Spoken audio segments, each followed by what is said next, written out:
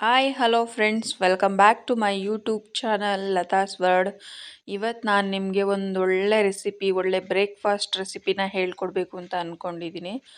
Actually ಈ recipe ಬಂದು Jharkhand special ಅಂತ ಹೇಳ್ತಾರೆ, ಜಾರ್ಖಂಡ್ ರೆಸಿಪಿ. ಈ ರೆಸಿಪಿ ಹೆಸರು ದುಷ್ಕಾ ಅಂತ. ಬನ್ನಿ ಇದು ದುಷ್ಕಾ ಅನ್ನೋ ರೆಸಿಪಿನ ಹೇಗೆ ಮಾಡೋದು ಅಂತ ನೋಡೋಣ. ಮೊದಲಿಗೆ ಒಂದು ಪಾತ್ರೆ ತೊಗೊಂಡು ಅದಕ್ಕೆ ಒಂದು ಜಾಮೂನ್ ಬಟ್ಲಿರುತ್ತಲ್ಲ, ಆ ಬಟ್ಲು ಫುಲ್ ಆಫ್ ಒಂದು ಅಕ್ಕಿ ಹಾಕ್ಕೊಂಡಿದ್ದೀನಿ.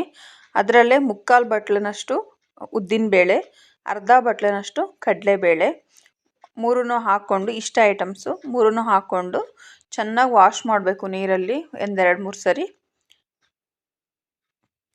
ನೀಟಾಗಿ ಎಲ್ಲ ವಾಶ್ ಆದ ತಕ್ಷಣ ಅದಕ್ಕೆ ನೆಂದ್ಕೊಳ್ಳೋ ಅಷ್ಟು ನೀರನ್ನ ಹಾಕಿ ನೆನೆಲಿಕ್ಕೆ ಬಿಡಬೇಕು.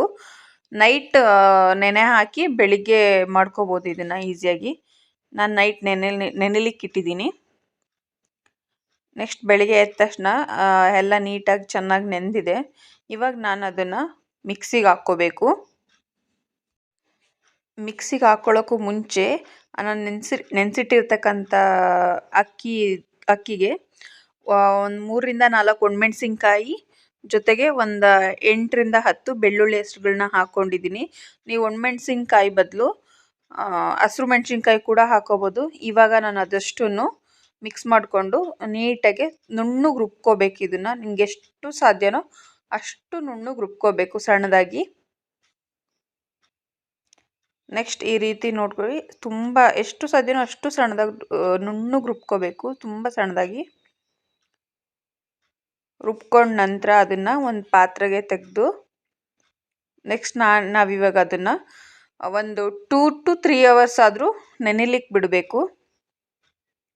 ಅದೆಲ್ಲ ನೀಟಾಗಿ ಸ್ವಲ್ಪ 2 to 3 hours ಬಿಟ್ಟರೆ ಸಾಕು, ಜಾಸ್ತಿ ಏನು ಬೇಡ. ಬೆಳಿಗ್ಗೆ ಎದ್ದ ತಕ್ಷಣ 6 ಗಂಟೆಗೆ ಮಿಕ್ಸಿಗೆ ಹಾಕಿಟ್ಬಿಟ್ರೆ 8:30-9 ಗಂಟೆ ಅಷ್ಟರೊಳಗಡೆ ರೆಡಿ ಮಾಡ್ಬೋದು. ನಾವಿವಾಗ ನೆಕ್ಸ್ಟ್ ಅದಕ್ಕೆ ರುಬ್ಬಿರ್ತಕ್ಕಂಥ ಹಿಟ್ಟಿಗೆ ಒಂದು 2-3 ಅವರ್ ನೆಂದ ನಂತರ 1 ಟೀ ಸ್ಪೂನ್ ಅರಿಶಿನ, ಧನಿಯಾ ಪುಡಿ ಮತ್ತು ಚಾಟ್ ಮಸಾಲ ಅಥವಾ ಸಾಂಬಾರು ಪುಡಿ, ರುಚಿಗೆ ತಕ್ಕಷ್ಟು ಉಪ್ಪು ಮತ್ತು 1 ಟೀ ಸ್ಪೂನ್ ಜೀರಿಗೆ ಹಾಕ್ಬಿಟ್ಟು ಚೆನ್ನಾಗಿ ಮಿಕ್ಸ್ ಮಾಡ್ಕೋಬೇಕು.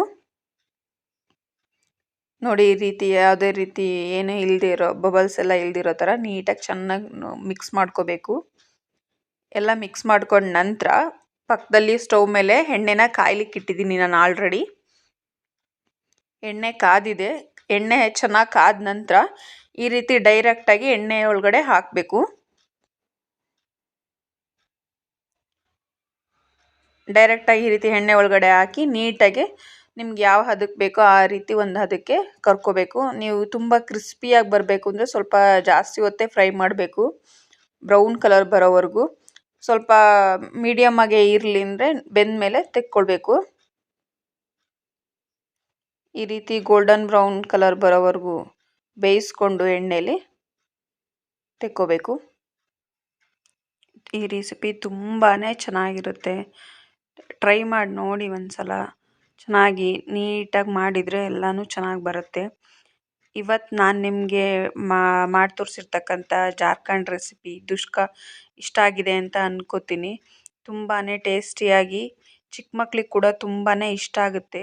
ಈ ರೆಸಿಪಿ ನಿಮ್ಗೆ ಇಷ್ಟ ಆಗಿದೆ ಅಂತ ಅನ್ನೋದಾದರೆ ದಯವಿಟ್ಟು ಲೈಕ್ ಮಾಡಿ, ಶೇರ್ ಮಾಡಿ, ಕಮೆಂಟ್ ಮಾಡಿ, ದಯವಿಟ್ಟು ಸಬ್ಸ್ಕ್ರೈಬ್ ಮಾಡ್ಕೊಂಡು ವಿಡಿಯೋ ನೋಡಿ. Thank you.